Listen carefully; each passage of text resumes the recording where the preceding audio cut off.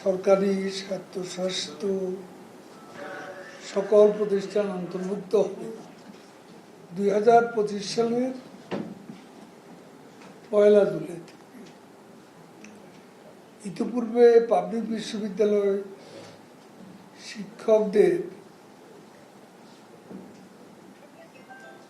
Pension স্কিমে অন্তর্ভুক্ত করা 2024 থেকে যোগদানে যে তথ্য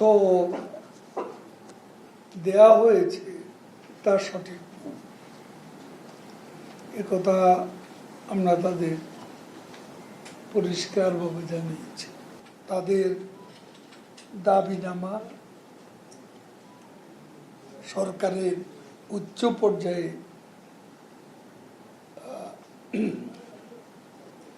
তারা লিখিত যে বক্তব্য দিয়েছেন প্রধানমন্ত্রী সময় পেয়ে আমরা উত্থাপন করব। আলাপ আলোচনার ভিত্তিতে আশা করি সকল সমস্যার অচিরে সমাধান হবে।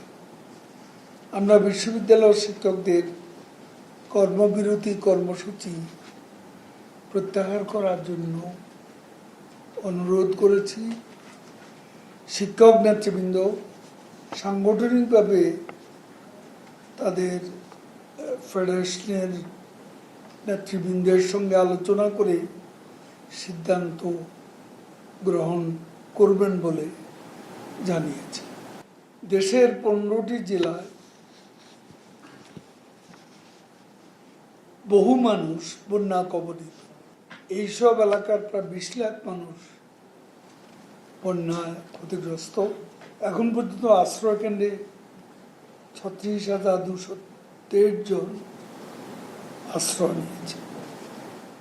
বন্যা কবলিত এলাকা নগদ 3,10,00,000 টাকা, 8,700 টন ত্রাণের চাল, 58,000 বস্তা, 58,500 বস্তা শুকনো ব্যাগ ও অন্যান্য খাবার, শিশু খাদ্য কেনার জন্য 60 লাখ টাকা এবং গোখাদ্য কেনার জন্য 60 লাখ টাকা সরকারিভাবে বরাদ্দ দেওয়া হয়।